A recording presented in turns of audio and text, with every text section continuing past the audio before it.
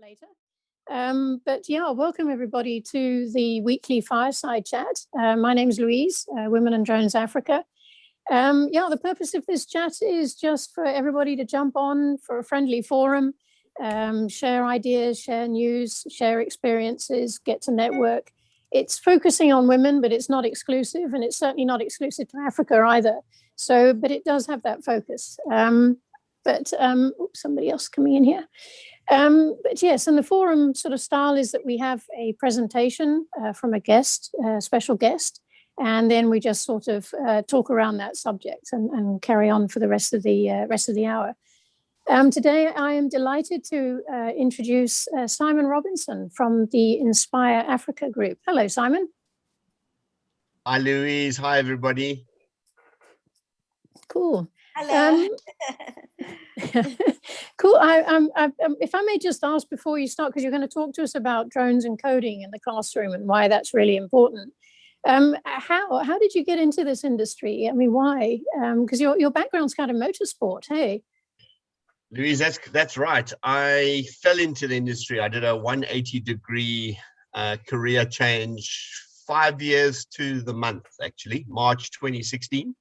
I'd spent the majority of my career in sports, on the commercial side of sports, so sports sponsorship, sports marketing, some events. I'd spent 10 years in motorsport, most of that overseas. 6 of those years was in Formula One, but not on the technical side or the operation side, on the commercial side. And 5 years ago, I bumped into a contact that I'd known in London. And he and his brother had started a commercial drone business. They were the 3rd or 4th operator in 2015 to get their ROC. And with the advent of drone racing, the DRL in the US taking off, and I think in their first year, they got $30 million worth of sponsorship. So very successful from the get-go. These two brothers had the idea to get drone racing launched in South Africa. And that's really how I fell into it. And I'll tell my story a little bit further. But it was one of those career switches that I would never, ever have planned or dreamed of. And I haven't looked back since. It's more and more exciting every week. Cool. Okay. Yes, I suppose drone racing and motorsport. Yeah. Okay. Cool. Yeah. If you. Sorry, carry on. Yeah, no, I'm good to go. I do have a presentation, but I won't linger on the slides too long. If anybody has a question, please just stop and ask me. And I'll just really explain the journey of the name of the company was actually DRA, Drone Racing Africa. We didn't do a whole lot of drone racing, ironically.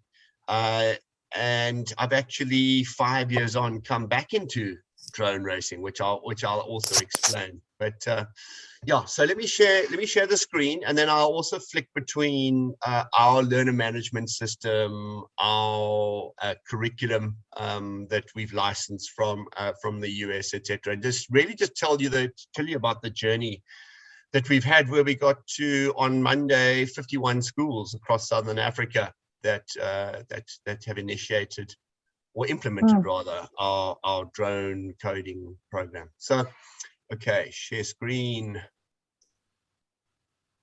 There we go. So as I said, yeah, 5 years ago, March, it was that these two brothers approached me and said they believed in South Africa there was a huge opportunity to start drone racing, esports. Esports was on the uptake. Drone racing was relatively new. Drone racing was taking place probably in the US, a few Central European countries, Japan, Korea, and whilst most of the drones were manufactured in China, China hadn't really started racing themselves. Anyway, so I did some research. I contacted a lot of drone racers, and I actually found it quite a sort of maybe exclusive sport, in that you needed quite a bit of money to be able to race drones. And I'm talking a budget of upwards of sort of 15,000, 20,000 Rand. and you were crashing drones because you were flying them at 250 kilometers an hour, and then crashing them into trees and buildings, etc., etc. So what I said to the shareholders was, actually, we need to create a market. And the way to create a market is, let's start with sort of primary school children, and let's start a drone racing course. And we launched that mid to end 2016. We went on tour to Johannesburg. We had camps in Cape Town. We had holiday camps. We had weekends, afternoons, birthday parties, etc. And the uptake was pretty high in our first year. But I said that outside of school time, what are we going to spend our time on? So over the course of 2.5 years, we went into probably 250 schools, where we approached the academic heads, the deputy heads, and the headmasters and headmistresses. And we were met with sort of 4 or 5 comments every single time. Love what you're doing, but these are technologies of the future, not for now.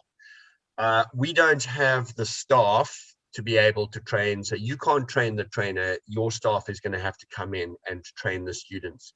We don't have time in the curriculum, so this will have to be an extramural. We don't have the budget, so you will need to get the parents to pay. So those are the challenges that we were faced with. And my instructors around the country, we launched initially our children's drone racing courses. We then started getting approached by teenagers and by adults. And back then, 2016, 2017, there were between 50 and 60,000 drones a year that were being registered, well, that the retailers were certainly registering that were being sold. So it was probably at the peak of DJI drones. We had some huge retailers who were selling them, and back then there were about 12 different retailers, from your games right through to your specialists. And year on year, we just saw the prices coming down and the technology increasing. And then we started getting approached by adults and parents who said, I'm thinking about buying a drone, or I've bought a drone and I've crashed my first one. I've lost my first one. Can you assist? So we were very careful, because we were not teaching a student to be, a student, an adult, a young adult, to become a commercial pilot. And we had to be very careful of that. But at the same time, there were more hobbyists buying drones than there were RPL pilots qualifying. So we launched adult courses, we launched competency courses, proficiency courses, and then we saw an opportunity in that so many drones purchased by hobbyists were getting broken, were getting lost. And so we actually were the first company in South Africa to launch a recreational drone insurance product. We did corporate activations ranging from the Nedbank board through to Singularity University, where we had 1,500 people come through the doors in 3 days. So we really were, I suppose, the leading company playing in the non-commercial hobbyist space. And I started getting pulled more and more into the commercial side of the business. And I really saw this huge opportunity in education. And there were some schools, not all of them private, but certainly Model C schools, the majority of them. And there were some private school groups like the Advitex and the Curos that were introducing into the curriculum coding, mostly through robotics. But when we had a closer look at how they were teaching computer programming and coding to children from as young as grade R, it was all on the screen. And I am certainly not somebody who can learn without sort of a tactile involvement in my learning. And what we had seen with drones, particularly students who had learning challenges, attention deficit disorders, etc., is that when they put the VR goggles on for these little racing drones, is they were the most focused, they were the most attentive of any of the children. And so we started exploring, or I started exploring further and further about developing a curriculum, bringing in drones and coding, etc. And this was towards the end of 2018. And I went backwards and forwards with our shareholders. And at the end of the day, I decided to start Inspire Africa, and that's what I did 2.5 years ago. And this is our journey. So, what we do, if I can get my slides to move, what we do is we really are developing for our leaders and introducing children as young as probably 8 years old. We really sort of focus on 8 to 16.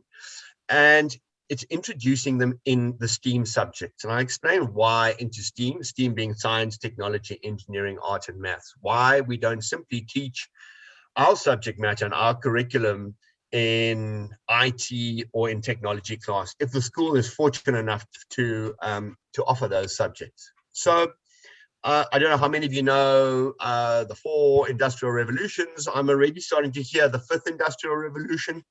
But on the right-hand side of the screen are some of those technologies, or some of those prominent technologies. And I have no doubt in the next year or two, there will be a whole lot more with all of these acronyms. Funny enough, I mean, IoT, Internet of Things, has been around for 25, 30 years, really. It's around tracking devices, it's around chips, etc. Drones, 3D printing, robotics, IoT, and AI are really what we teach, and it's encompassed in our various programs. And where's the little cursor? There we go. The reality is that these technologies in the 4th industrial revolution, as opposed to previous industrial revolutions, is that they're no longer linear. There's no longer one following the next. They are exponential. They are exploding. Many of you may know about blockchain. So blockchain, cryptocurrencies is probably the most prominent sort of outcome of blockchain. But how do you expect the Department of Basic Education, principals, academic heads, teachers, parents, let alone the students, how do you expect them to keep up with all of these technologies?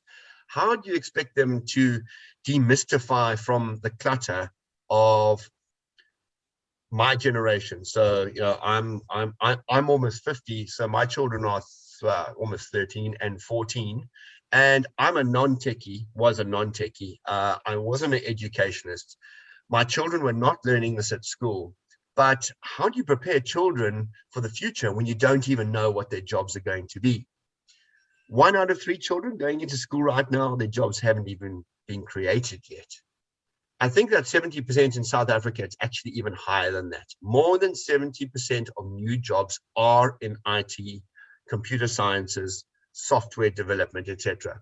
So if you've got 70 to 80% of your class and your children and your students who are not interested in technology, who are not interested in coding, computer programming, going to IT class, going to technology class, they don't want to be playing with robots. They don't want to learn how the inner workings of a drone works. But we need to be preparing them. And it's not just a South African curriculum. I'm in discussion with an Australian organization and a European Department of Education. We are not alone out there. Even our quintile 2 and 3 schools, I don't know if you understand the quintiles. Quintile 1, 2, and 3 schools are non-fee paying schools. Quintile 4 and 5 are in South Africa, your independent schools and your Model C schools. Even some of the highest fee paying schools in South Africa are not teaching any of these technologies. And that's when the penny dropped for me about 2 years ago, when I went into a school, and I'll mention its name, Weinberg Girls Junior School. It is a government school. It's a Model C school. So it's part paid by parents and subsidized by the government. But there they were teaching robotics, electronics, and coding in grade R, so to 6-7-year-olds. Yet 6 kilometers down the road at one of the most expensive schools in South Africa in grade 9 technology class, they were teaching their boys how to make a lampshade out of wood. Now, my kids wouldn't learn that at home from me. But which of those two schools is preparing their students better for the future? And that's when I realized, actually, it doesn't have to do with budget alone. It's got to do with the leadership in the schools. Yes, it does have to do with the sort of executive leadership, the heads and the deputy heads, etc. But that can also come from teachers. And that's when I realized, actually, we really need to find the right curriculum to be taking us into schools. So I licensed a product from the US, and I did look around the world. I narrowed it down to an Australian business and a US company, which back then had been going for 3 years, by the name of Drone Blocks. And I'll show you their curriculum shortly. And fundamentally, it's around teaching children how to code using a drone. And you could use a robot, you could use an app car. There's a myriad of things you can do. You can also teach children, students, adults, how to code simply on a screen.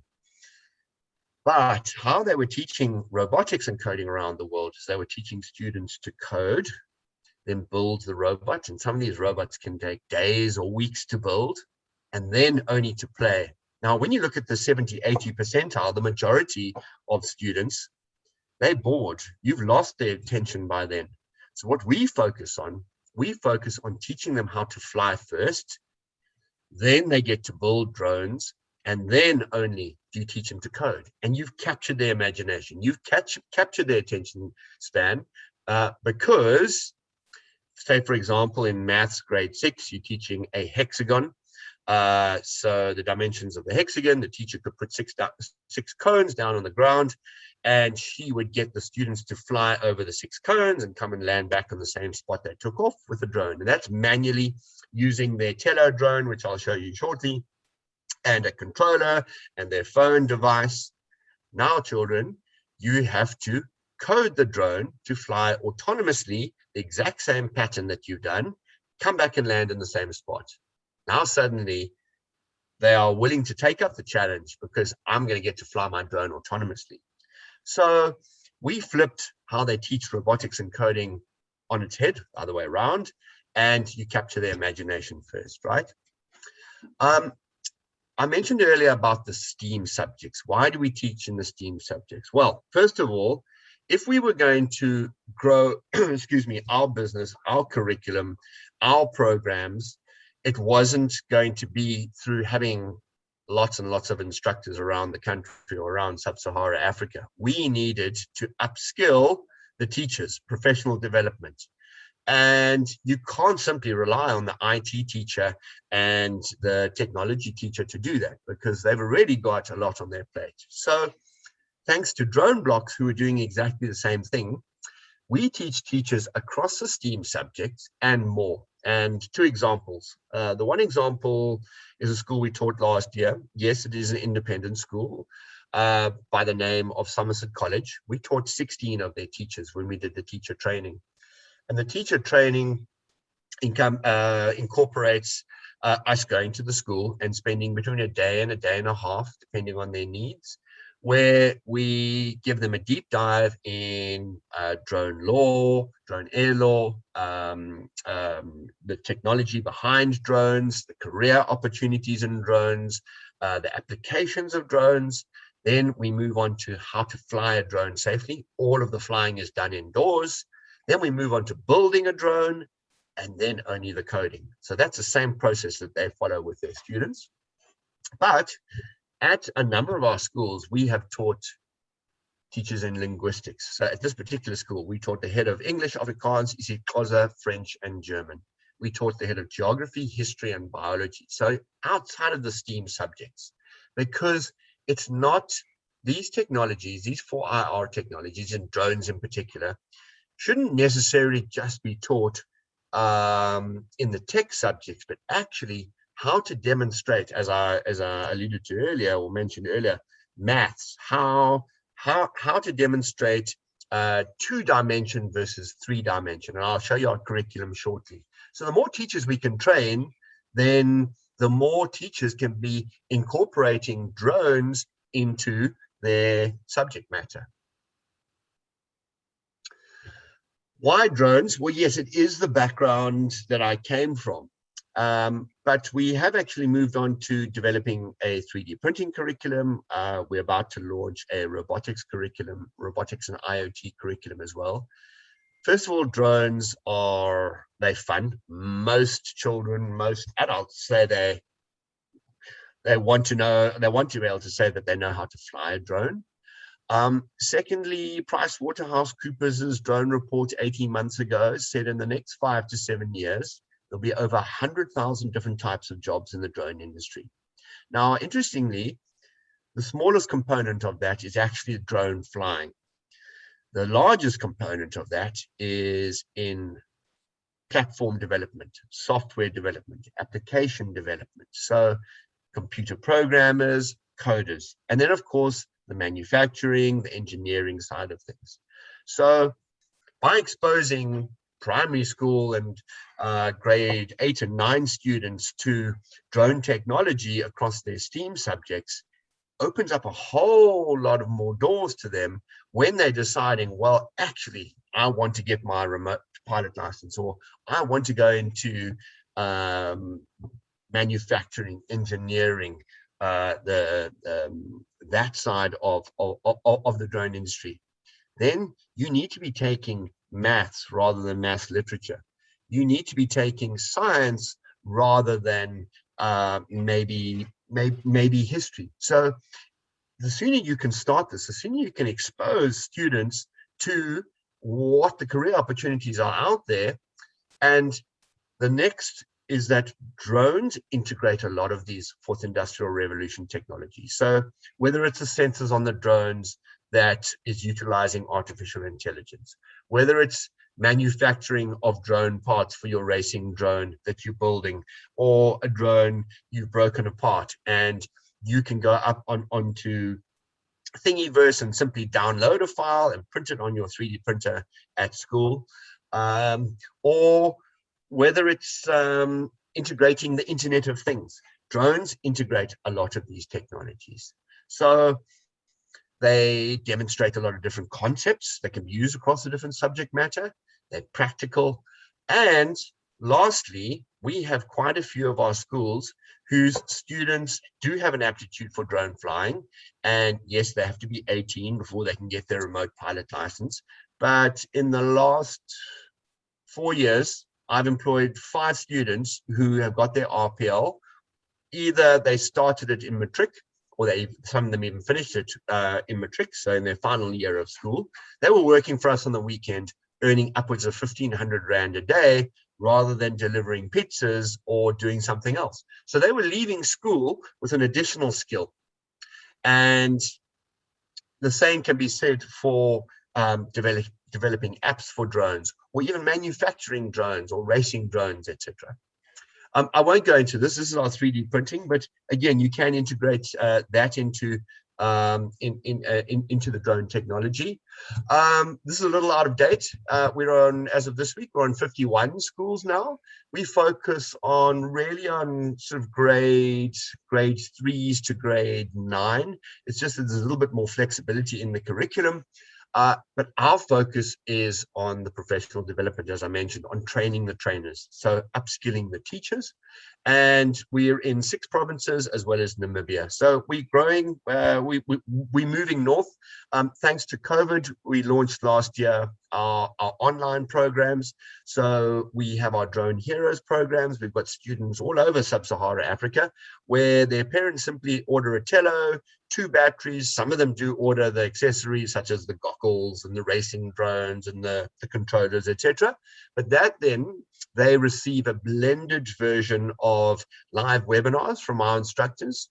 They've got over 170 lessons on our curriculum for them to be able to work through themselves. I'll show you the curriculum shortly. And then they can do more advanced courses. We have drone aptitude course. We have a drone agricultural drone competency course. So students who are interested in potentially using drones on their folks' farms, or have an interest in doing their RPL, but not quite sure whether they want to be investing up to 2 months of their time and 30,000 Rand, they will do one of our competency courses before going on to doing a professional qualification. Let me just move on here. Oops. So yeah, so what does it entail? We have a curriculum, we have software and lessons which our developers in the US are updating on a monthly basis. We focus on upskilling and training teachers who have never ever flown a drone before, who have never coded a single line of coding. So we take teachers, if you can harness teachers who've never taught technology, and they can be taken into more traditional curriculum, then your chance of them teaching students who don't have an interest in technology is a lot higher. And then we provide the schools with a whole lot of hardware, which I'll show you shortly as well. So just to reiterate, we train the trainers. They then either upskill their colleagues, or they train the students, or they go on to train the students. We provide them with the equipment and the hardware sufficient for the number of students that they're going to be training. And then most importantly, I guess it's my 20 odd years in marketing, we don't just say thanks very much after the sale. We focus on holding the hands of our teachers. We check in on them with our schools once a month. We've recently moved from WhatsApp to Slack, which is a fantastic communication platform where not only can we have direct contact with our individual 51 schools, but they can also share lesson plans, information, etc., all on this platform. Then we go and visit them once a quarter as well. So it's important to maintain the relationship. Yeah, the students' benefits are more than what I've listed here, but it really is about developing an appreciation for how you can integrate technology into traditional subject matter, as well as developing creativity, most importantly, teamwork and team building and collaboration. That is absolutely key. So we don't give enough drones for every student in the class to be able to have one. They have to work in groups. We have had one school that ordered 157 drones for their grade 4 to grade 9s, so that each child could have their own drone, but it's not recommended. Yeah, these are just some of the other courses that we've developed, which I've mentioned. So we have outreach programs. In fact, one of our schools, the qualifier to be able to send your students to your child to the school is a total household income of no more than 3,500 Rand a month. So the students that are coming, that are going to Crystal House in Ottery, Cape Town, they are coming from the poorest of the poor communities. And they we trained 12 of their teachers towards the end of last year, and the feedback that I received from the headmaster is phenomenal in terms of the interest uptake from our drone coding program, and they've already asked us for the 3D printing one. So what do we provide?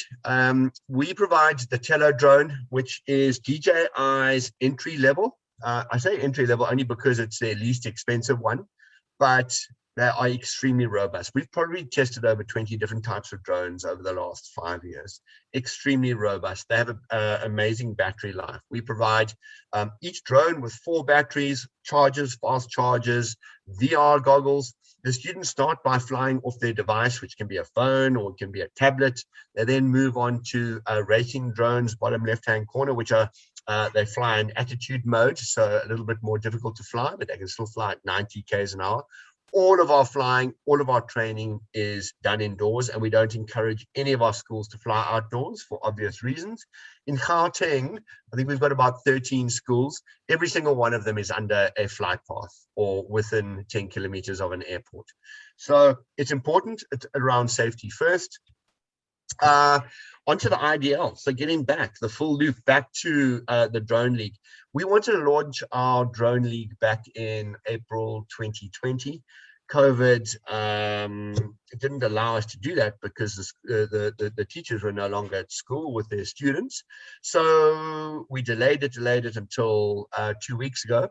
3 weeks ago, where we launched our first category with the DRL, the Drone Racing League, which is the world's biggest drone racing league, on their simulator. So we're going to be having soon 47 schools competing in the virtual drone league. Then we've got two categories of tele drone racing. The one is through the racetrack and the racing gates. It's also included in our school kits. And there's one is racing FPV and the other is coding, very similar to the Lego robotics. And then the indoor micro racing FPV, where those are for the students that have demonstrated their abilities. Yeah, there we go. They're the categories that I was talking about. So just moving quickly to the curriculum, and then we can take some questions. So this is part of our learner management system. Every single teacher, every single student, regardless of age, regardless of whether they got their RPL or not, they have to watch these 4 videos. So air law, principles of flight, drone controls, and drone technology. They've got to answer 8 out of 10 questions right to ensure that they understand the laws. Because whilst this little tele drone weighing 250 grams is not going to bring down a helicopter, a 2-kilogram drone will. And it's exactly the same principles of learning how to fly on an indoor drone, the responsibility of flying a 100,000 Rand DJI Inspire. This is our curriculum, and at our last count, there were 171 lessons. And as I said, our developers are constantly updating new courses as well as new lessons. So we start with block style coding, very similar to Scratch or to Blockly. That's how we introduce coding.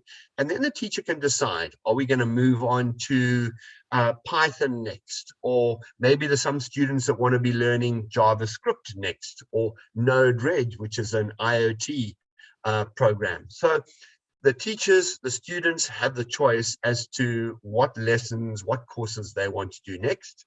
An example here, so every single one of our lessons, it can be on pure self-assessment, so you don't have to have a teacher teaching you. This, as I mentioned earlier, is a hexagon for grade 6s. Every single lesson has a video.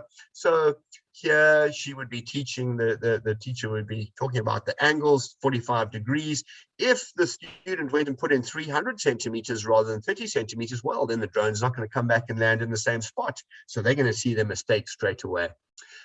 What happened during lockdown in the US is they started online schooling 2 months before we did, and there was no simulator now. So now suddenly we had frustrated, or they had frustrated teachers and students. So they developed a simulator where you can do all of these lessons on the simulator as well. You can simulate it. Let me see if I can launch mission. So you can write your code. This is a block lesson. And then on the left-hand side, you can simulate it on the right-hand side, and you can see whether your code runs correctly. So let me just turn that off. I think that is me. That is what we have done over the last 2.5 years. And as I mentioned, we've got an interest from Australia, from 2 European countries as well. Whilst I get asked this question a lot, whilst we have had to start with the quintile 4 and 5 schools, so those schools, those fee-paying schools that can afford it, I had to prove the model commercially before being able to take this into the less fortunate schools. And that is what we're working on now, in finding private sector funding to be able to get our programs into less fortunate communities. And fingers crossed, we're going to have a few successes coming soon. We've also got a program where we're going to be integrating drones, robots, and a 3D printer at a very affordable price. So there are about 4 or 5 of these 4IR technologies underpinned by coding and computer programming that will allow us to be able to get to some of those schools that don't have as big a budget as the private and independent schools do. So I think I've gone over my 10 minutes by a long, long way. I haven't had any questions, but can I take any questions? Fantastic. Thank you, Simon. I see, Kim, you've got your hand up. Hi, Simon. Kim. Thank you so much for that. You know, I'm your hugest fan. So I love that you're on here, but I also just wanted to say I learned a lot today, and I don't know how much of that's kind of new since we last spoke, but it's just fabulous. I love it. Thank you, Kim. There was, so I wanted to ask a question, but I see Sisu asked on the chat whether you have to be in school to take part in the curriculum. No, you don't. And we needed to address that, and COVID assisted us by suddenly my team didn't have 4 or 5 schools to train a month, but I needed to keep them employed. So whilst cash flow dried up in March last year, my team certainly didn't go into furlough or by any stretch of the imagination. We did test a number of different products. Some of them worked, some of them didn't work. But the successful ones are going now. So on our website, we have links to Drone Heroes, which is really for junior and high school students. And you don't have to be from a particular school. We've got my last count, I think it was 97 Cura Online and Cura DigiEd students. So these are parents who pay for the program, and yes, they're from Cura schools, but we've got students from schools around the country, Namibia, Botswana, and Zimbabwe as well.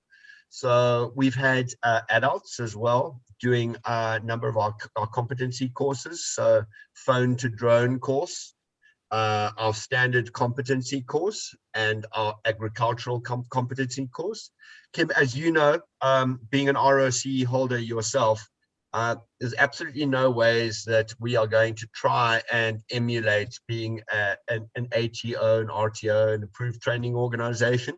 We're filling that gap from, let's call it your 10-year-old and upwards.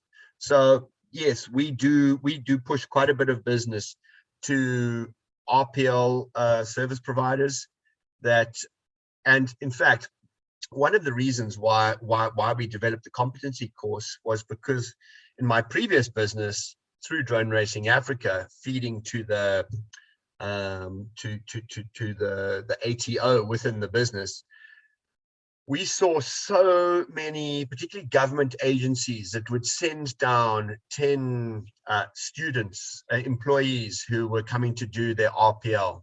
Why? Because they wanted to get their commercial drone pilot's qualification. Within the first week, let's just say, this happened far too often, of those 10, by the end of the week, by the 5th day of in classroom, we would have 7 left. By the first week of practical training, there would be about 5 left if we were lucky. By the end of the first month, there might be 2, and passing out, qualifying, getting their red book, maybe you would get 1, where hundreds of thousands of rands had been wasted, time had been wasted, because it sounds very glamorous and, you know, to become a commercial drone pilot. But the radio component of what an RPL pilot has to do is exactly the same as getting your private pilot's license. It's extremely difficult. So by us fitting into becoming a commercial pilot and spending, you know, 2,000 Rand on a course or less, you can get a feel for, should I be spending upwards of 15,000 Rand, first of all, on buying a drone? And secondly, do I really have an interest in becoming a commercial drone pilot? So no, you don't have to be at one of our schools, and you don't have to be at school to do one of our courses. Fabulous. I just had one, the question I want to ask, and it kind of is a leading question because you and I have had this conversation before, Simon, but yes.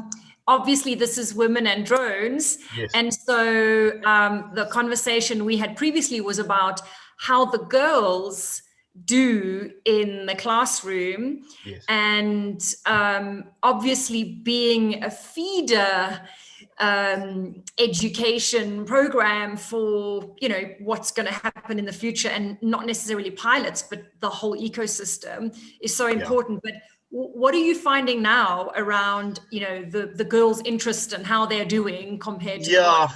Kim, when you asked me this question last time, it was still too early to say. And I think it was the end of 2019. So we were sort of coming to the end of our first year. COVID was very unfortunate too. So we don't have a lot of data, to be perfectly honest, on girls from one. So let's just take some of our all-girls schools. St. Mary's DSG in Kloof, Rustenburg girls, Wynberg girls, and then many of our co-ed schools. It's probably still too early, on top of the fact that there's very few of our schools who are teaching this our curriculum in grades 10, 11, 12. Most of it's in grade 8 and 9 in the high schools, because there's a bit more flexibility. They haven't had to do the subject, make their subject choices for matric yet. We do have quite a few of our boys' schools who are using our curriculum for grade 10 to 12 in EGD, engineering graphic design. So it is still early, still too early. But I tell you what, I mean, you've asked me this a few times, and what I'd actually like to do, perhaps with you, Louise, is actually to run amongst our schools a little survey to see what interest there is, particularly amongst girls, with regards to looking into developing a career across the three areas: software development, becoming software engineers, engineering, and into drone operations and drone flying, drone piloting. I would love to do that. I really would. But what I can say from first-hand experience, having taught boys and girls as young as 5 years old for the last 5 years, is that when it comes to the coding side of the strict coding side of our curriculum, girls are hands down better. They focus, they concentrate better. Yesterday, we were doing our third class at Redham Constantia. Out of a class of 30, there are 3 boys. So this is an extramural. They've been taking our course for some time. So we're doing a more developed, we're doing robotics and drones. Out of 120 students, they first of all, they were well oversubscribed. They said they would only take 20. They've pushed it to 30. There are 3 boys out of the 30, and it was on academics and interest to be doing this as one of the extramurals as the club. There are 27 girls there, and they have to design a project. They are far superior to any boys I've seen for grade 9. So that's 15 years old. When it comes to the flying, if you put boys and girls together, what you see is the boys are really macho and they'll fly really aggressively. I'm talking about drone racing. They'll fly really aggressively. Who flies better, particularly FPV? Again, hands down, and I'm generalizing here, but girls are better at flying, because it's not about showing off or about the adrenaline. It's about being safe and not bumping into the racing gates, but going through them. I like that. Which is what you're supposed to do. Yeah, exactly. Yeah. Excellent. Queen, I think you've got a question. Yes, I've got the question. Oh, Simon, this is so interesting. Thank you so much. Pleasure, Queen. Yeah, for joining us. Mine is more on the outreach program. I'm more interested in that. And what are the dynamics there? I know you said it's funding. Should I come with my sponsor? And I appreciate that you can do online, but I still feel that we can still get away with hosting camps, Yeah. So yeah, just tell me more about those outreach. So Queen, one of the model we've got for outreach programs, and I've got my fingers crossed, Kera Bukle, who Kim knows very, very well. She and I are working very hard on a project with the World Bank, who would be the sponsor. And she has a company called AB4IR. She's got this most beautiful facility, innovation technology lab in Shofongoza, just east I know her. of Pretoria. Yes. And our plan is to get 7,200 students through a 12-week program. So they would do this on the weekends and they would do it after school, 2 hours an afternoon. And they would have 12 lessons of our drone coding program and 12 lessons of our 3D printing program. Okay. And that allows the curriculum, the software license, the hardware, all to be at one facility. And she would be able to reach 20 schools from that one facility. So whether it's a community center or whether it's a school that other students can come to, or whether it's a mobile, I mean, our kit is all boxed up into 2 lockable containers, but you can actually move around and you can move from school to school. So you can actually reach many more schools by us training up your instructors. So those instructors could potentially be earning an income. They could be unemployed youth, but they're going to need to demonstrate, one, that they have the motivation and the eagerness to learn the subject matter.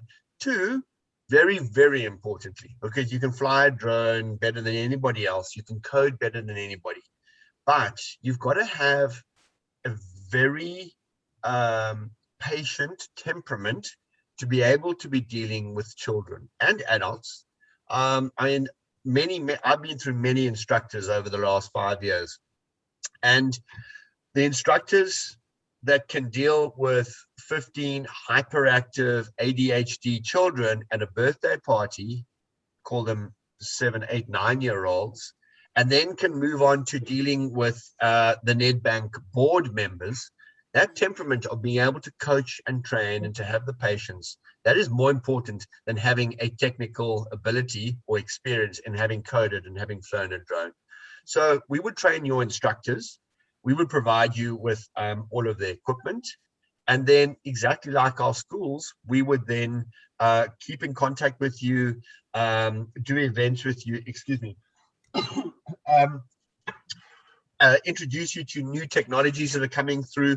Next week, my head instructor is going to be up in the Midlands, training a school called Western Agricultural College, 500 students from grade 8 to grade 12. So the grades 8 and 9s will be doing our drone coding program, and then the grade 10 to 12s will actually be doing our agricultural competency program, where they'll be learning applications, not just how to fly safely, but actually how to use software like Aerobotics, Drone Deploy, CountingThings.com, Leachy, etc., because they're going to be going back to their farms and they can then talk to their folks about getting their RPLs, hopefully, to be able to increase the yield and the productivity, whether it's pasture management, whether it's stock management, etc.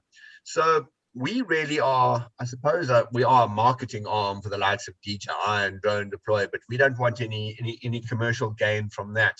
So Queen, please, you've got my details. I think Louise put them into the chat. Please drop me a line and let's have a Zoom call, and see how we can assist you. Please, I'll appreciate that, because I've got the infrastructure. It's different from Kelly, but those guys, they're all over South Africa. It's an innovation hub. Others is just normal community, but it's like national movement with branches all over South Africa. But it's just embracing community, local communities, and they need something like this. So let's engage offline. Brilliant. Thank you, Queen. Yeah, Maggie, I see you got your hand up. I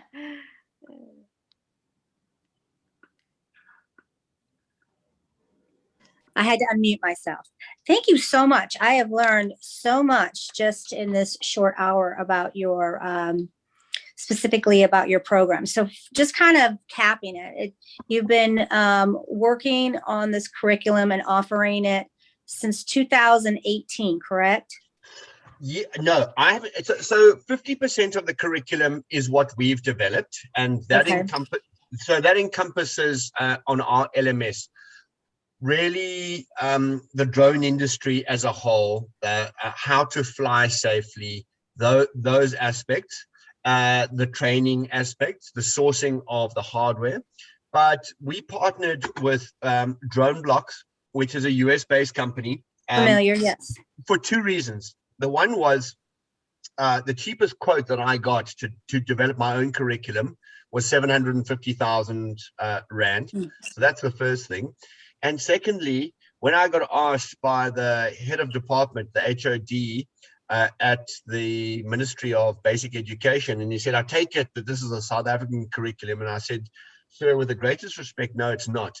Because we are not the leaders in drone technology or computer programming. So I looked around the world, I met with a number of partners, and I chose Drone Blocks just because they have an unbelievable curriculum. They're constantly working on it, and they're amazing people. So the 50% of the curriculum is not ours, but we've South Africanized it a bit. And Dave, who heads the organization up, we talk on a weekly basis. So yeah, we've partnered with Best in Breed, and then we've adapted it with 50% of our own curriculum. That sounds great. One of the things that I'm hearing from Africa in itself is that there's you were talking about how difficult it is to acquire a commercial drone pilot license. And then from what I'm hearing, just recently, I've been a big Clubhouse fan, and really learning and connecting with a lot of drone, most of them either flying illegally, basically, but they're saying there's just such, government is being so difficult about acquiring a license. So I'm hoping to see, obviously you are too, that when these children go through this program, that there'll be a little bit more understanding of the advantages of the drone technology, so that they can open up the skies a little bit more. How do you see it coming? You know what?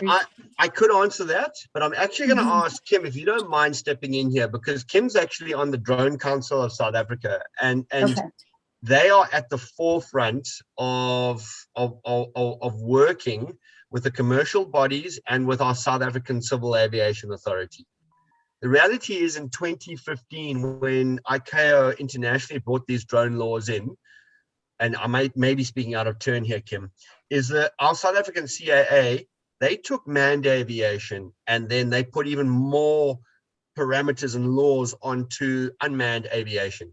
In the US, I don't know whether it's changed, but I do understand that in 5-6 hours of studying, writing some online exams, you can have not only your pilot's license, but you can actually have your operator's license. I do know that in Europe, on the 1st of January, the laws have become a little stricter in Europe, but in the UK, it wasn't that much different. So a lot of countries actually look to South Africa in terms of our aviation laws, but technology is completely ahead of our air laws. So a commercial drone operator may not fly a drone more than 500 meters from the pilot. And of our 75 ROC holders, I think there's 3 or 4 of them that are allowed to fly longer. Anyway, Kim, don't you perhaps want to, put in your 5 cents worth for Maggie's benefit?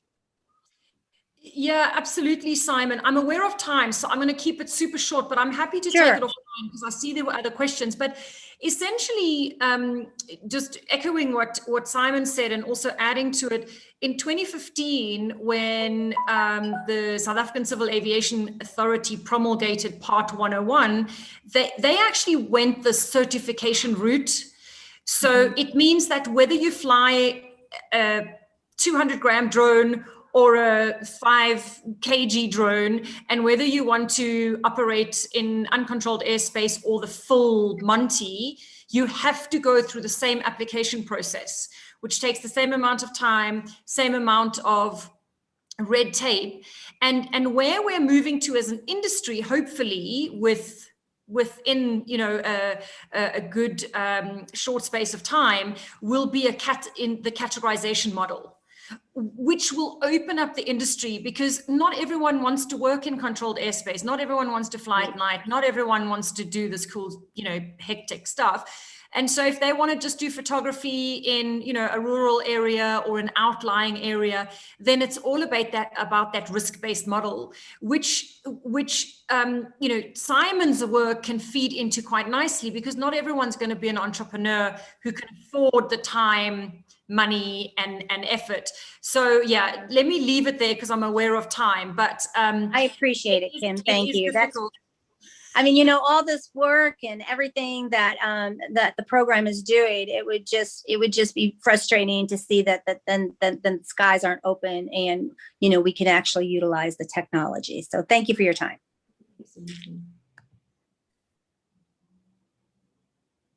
Sorry, are there any more questions? Just 1 or 2, 1 minute left. There were 2 questions, Louise. One was whether, and maybe Simon can take this offline, but Eva asked whether, she said the program is very cool. Is there a plan to incorporate this training into public schools? And the other one was around what's your plan for the next 5 years, or where would you like to be in 5 years? Sure. I've got 30 seconds. We are in public schools. We are in quintile 3 schools, so that those are non-paying fee schools already. So we're in public, private, independent. Yes, we are. With regards to getting to disadvantaged community schools, that is going to require funding partners like the World Bank, like corporates, who are willing to impart in their CSI budgets, particularly those focused around education and technology. Our next 5 years, my plan and dream is to move further north into Africa, to bring the costs and prices of our programs down as much as we possibly can. To expose, I won't give the number, but we've exposed over 15,000 students in the last, well, I suppose 18 months, because we only landed our first school in July 2019. Really is so I'm talking to investors at the moment, and there's 3 areas. The one is to get on some more staff on board and another mini me, so we can grow. The second is for marketing, to make our brand sort of more aware. And the third is to build more and more African content. So that's where the investors' spend would go.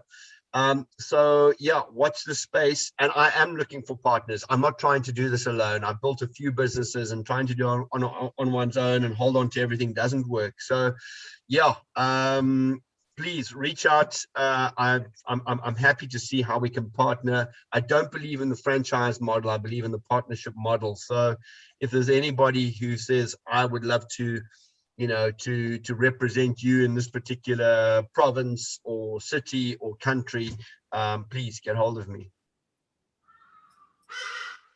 Great. Fantastic. I can hear Thank a you. hardy-do in the background. It must Yes, be I don't know who that was. I'm sorry, they are an absolute pest. They're big birds, and they just fly around and they make a hectic noise.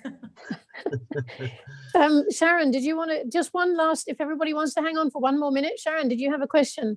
Yes, just a real quick one, Simon. So first of all, thank you so much. I'm Sharon Rossmark from the United States. Thank you so much for your presentation. Also, I just wanted to ask you, how many of your staff and/or instructors or facilitators are female? So in my core team of 5, I have 1. In my instructors, 7 of my 11 instructors are female. Good for you. Excellent. Thank Cool. you. Okay. Well, I'm awfully sorry. I'm going to have to draw this to a close. We're going to have you back again, Simon. That was, hear how Thank you're you. getting on and your discussions with World Bank and things like that. It'd be really fantastic to hear. But thank you so Thank you, much. Louise. Yeah, thank you for your time and thank you for the platform. And yeah, I hope to meet more of you offline. Please, happy to have another Zoom, or I travel quite a bit, so I'm not sure where you're all based, but happy to have a face-to-face coffee as well. Great. Okay. Well, that's Super. fantastic. I'll chat to you about the survey too. That's a Will great do. idea. Thank you, I like Louise. that. Okay. Okay. Take Thank you, care. everybody. Yeah. Cheers Yep. then. Simon. Take care. Bye.